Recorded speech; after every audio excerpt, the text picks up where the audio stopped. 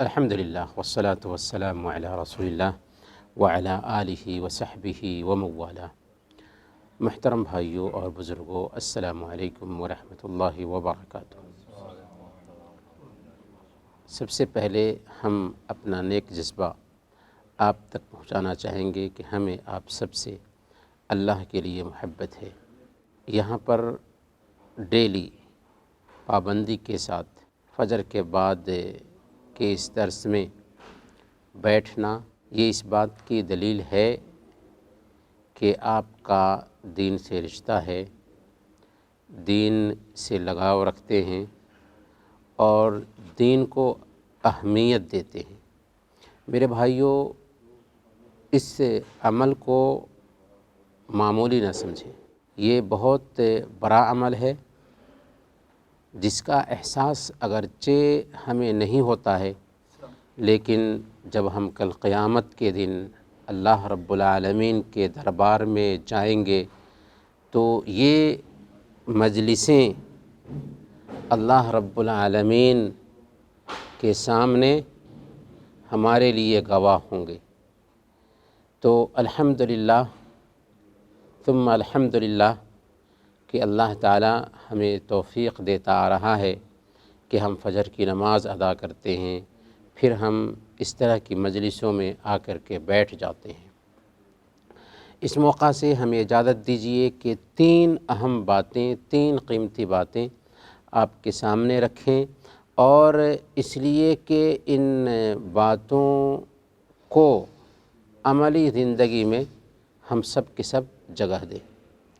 پہلی بات یہ کہ ہم سے جس حد تک ہو سکتا ہے نیکی کے کام کرتے رہیں۔ نیکی کے کاموں کی تحریر نہیں کی جا سکتی۔ یاد رکھیں، زندگی کا کوئی ٹھیک نہیں۔ میں کیا مجال کہ ابھی بات کر رہا ہوں تو اپنی بات مکمل کر سکوں؟ موت کب آ جائے کوئی نہیں جانتا ہے۔ اس لیے جتنا ہو سکتا ہے ہمیں چاہیے کہ جو وقت ملا ہوا ہے زیادہ سے زیادہ اس میں ہم نیکیاں کرتے رہیں۔ 5 وقت کی نمازوں کی پابندی، سنتوں کا اہتمام، قرآن کریم کی تلاوت، ذکر کا اہتمام، اور اس کے علاوہ جو بھی نیکی کے کام ہو سکتے ہیں انہیں کرتے رہیں، کیونکہ کل قیامت کے دن اگر ہم نے کوتاہی کی تو ایک ایک لمحے پر ہم افسوس کرنے والے ہیں۔ اللہ کے نبی صلی اللہ علیہ وسلم اس مجلس کے بارے میں فرماتے ہیں جس مجلس میں ایک آدمی بیٹھتا ہے اور یوں ہی بکواس کرتے ہوئے اس سے اٹھ جاتا ہے، وَكَانَ ذَلِكَ الْمَجْلِسُ حَسْرَةً عَلَيْهِ يَوْمَ الْقِيَامَةِ، وہ مجلس کل قیامت کے دن اس کے لیے حسرت کا سبب بن جائے گی۔ مجلسیں ہوں تو ایسی ہوں جس میں اللہ کا ذکر ہوتا ہے، دین کی باتیں ہوتی ہیں۔ تو جو وقت ملتا ہے اس وقت کو زیادہ سے زیادہ اللہ کے ذکر میں لگانے کی کوشش کریں، اللہ کی یاد میں لگانے کی کوشش کریں، نیک عمل میں لگانے کی کوشش کریں، فرائض کی ادائیگی اور منہیات سے اپنے آپ کو روک لینے میں لگانے کی کوشش کریں، کیونکہ یہ چیزیں مرنے کے بعد کی زندگی میں کام آنے والی ہیں۔ انشاءاللہ کریں گے۔ دوسرے نمبر پر ہمیں چاہیے کہ ہم جو کچھ بھی کر رہے ہیں اپنے لیے کر رہے ہیں، لیکن اپنے لیے کرنے والا بھی تیار کریں۔ کیسے ہوگا یہ؟ ہم دوسروں کو جو کچھ بھی کرتے ہیں اس کی طرف دعوت دیں۔ ہم اس مجلس میں بھی بیٹھتے ہیں، بہت ساری باتیں سیکھتے ہیں، لیکن بہت کم بھائی ہوں گے جو اس مجلس کی باتوں کو شیئر بھی کرتے ہوں گے۔ اس کا فائدہ کیا ہوتا ہے؟ ہم نے کوئی بات سنی اور اسے دوسروں سے شیئر کیا، ہم نے سنی، عمل کیا تو ہمیں اس کا ثواب مل رہا ہے، لیکن اسی بات کو اگر ہم نے شیئر کیا ہے، دوسروں سے بتایا ہے، تو اس پر عمل کریں گے۔ ہو سکتا ہے اپنے گھر کے افراد کو بتائیں گے، گھر میں 5 آدمی ہوں گے وہ عمل کریں گے، اپنے دوست کو بتائیں گے وہ بھی عمل کریں گے، ان کے دوست تیسرے کو بتائیں گے، تیسرے چوتھے کو بتائیں گے، ادھر 5 آدمی بن جائیں گے، 10 آدمی ہو گئے عمل کرنے والے۔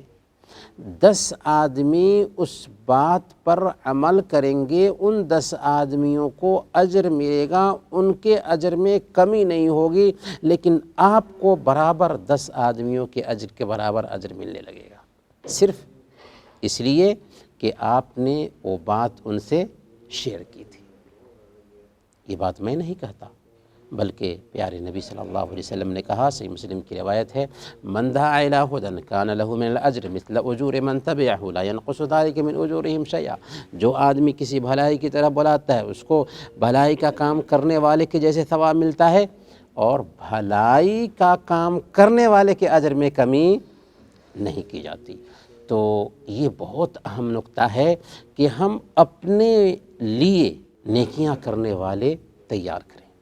ہم قبر میں چلے جائیں گے، ہم اس دنیا میں نہیں ہوں گے، لیکن ہم نے یہ باتیں جو دوسروں سے شیئر کی ہوں گی، دوسرے اس پر عمل کر رہے ہوں گے، قبر میں بھی ان کو نیکیاں تو ملتی ہوں گی، اللہ ان کی نیکیوں میں کٹوتی نہیں کرے گا، لیکن ان کے عمل کے برابر میں ہمیں بھی ثواب ملتا رہے گا۔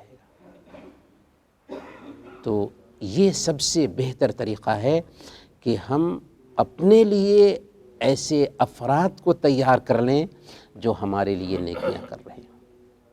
تو انشاءاللہ کریں گے، انشاءاللہ تو نیک عمل کریں، اور پھر اس کے ساتھ ساتھ نیکیوں کی طرف دوسروں کو دعوت بھی دیں۔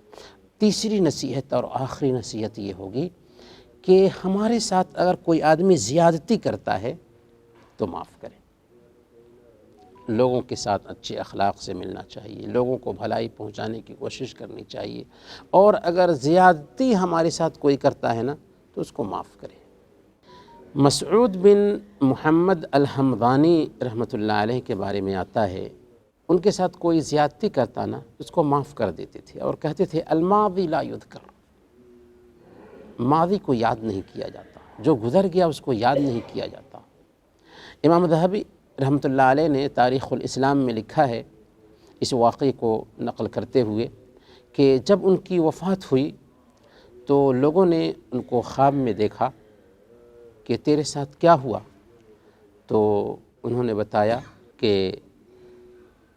اللہ تعالیٰ نے مجھے اپنے سامنے کھڑا کیا اور اس نے کہا کہ تو دنیا میں لوگوں کو معاف کیا کرتا تھا، اس لیے الماضی لا یذکر، تیرے بھی گزرے ہوئے جو عمل ہیں ان سے ہم صرف نظر کرتے ہیں، ان کا ذکر نہیں کیا جائے گا، جاؤ ہم نے تجھے معاف کر دیا۔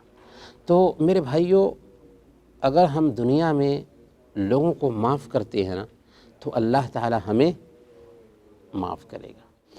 سب سے بڑی چیز کیا ہے کہ ہم یہ سوچیں کہ ہم اللہ تعالیٰ کی جناب میں کتنی کوتاہی کرتے ہیں، صبح سے شام تک کتنی زیادتی کرتے ہیں، اللہ کے کتنے احکام کو ہم پامال کرتے ہیں، کرتے ہیں یا نہیں کرتے ہیں؟ ہر انسان سے یہ احکام پامال ہوتے ہیں اللہ کے، اللہ نے کچھ کہا ہے ہم کچھ کرتے ہیں، لیکن اللہ تعالیٰ معاف کر رہا ہے کہ نہیں کر رہا ہے؟ اگر وہ چاہتا تو زمین کو حکم دیتا زمین نگل لیتی، آسمان کو حکم دیتا آسمان اچک لیتا، لیکن کیا اللہ نے ایسا کیا؟ نہیں، وہ معاف کر رہا ہے۔ تو اللہ تعالی ہماری کوتاہیوں پر ہمیں معاف کر رہا ہے، تو کیا ہمیں لوگوں کو نہیں معاف کرنا چاہیے؟ اور معاف کرنے سے ایک انسان نیچا نہیں ہوتا۔ اللہ کے نبی صلی اللہ علیہ وسلم بیان فرماتے ہیں ما زاد اللہ عبدا بعفو الا عزا، اللہ تعالی معاف کرنے سے ایک بندے کو اور عزت دیتا ہے اور اونچا کرتا ہے۔ تو معاف کرنے سے ایک انسان نیچا نہیں ہوتا ہے، کبھی بھی ایگو کا مسئلہ نہیں بنانا چاہیے، بلکہ معاف کرنا چاہیے۔ معاف کرنے سے اللہ کے پاس ہمارا مرتبہ اونچا ہوتا ہے، اس انسان کی نظر میں بھی ہمارا مرتبہ اونچا ہوتا ہے۔ اللہ کے نبی صلی اللہ علیہ وسلم سے پوچھا گیا تھا ہم اپنے نوکر کو کتنی مرتبہ معاف کریں؟ اپنے خادم کو دن میں 70 مرتبہ معاف کرو۔ معاف کرنا چاہیے، یہاں خادم کی بات ہے، اور وہ بھی غلام۔ ہمارے گھر کے افراد ہوتے ہیں، ہمارے ماتحت کے لوگ ہوتے ہیں، ہمارے آس پاس کے لوگ ہوتے ہیں، وہ ہمارے جیسے ہیں۔ اگر کچھ کوتاہی ہوتی ہے تو رب ہمیں اتنا معاف کرتا ہے تو ہم کیوں نہ معاف کریں؟ ہم معاف کریں گے تو اللہ تعالی ہمیں معاف کرے گا۔ تو یہ 3 نصیحتیں یاد رکھیں، نیکیوں کے کام زیادہ سے زیادہ کریں، دعوت پہ دھیان دیں اور لوگوں کو معاف کریں، کیونکہ زندگی کا کوئی ٹھیک نہیں، آج ہیں کل نہیں رہیں گے، لیکن یہ نیکیاں رہیں گی جو قبر میں بھی ہمارا ساتھ دینے والی ہیں۔ اللہ تعالیٰ سے دعا ہے کہ اللہ تعالیٰ ہم سب کو نیکیوں کی توفیق عطا فرمائے۔ آمین و صلی اللہ علی نبینا محمد وعلی آلہ وصحبہ اجمعین۔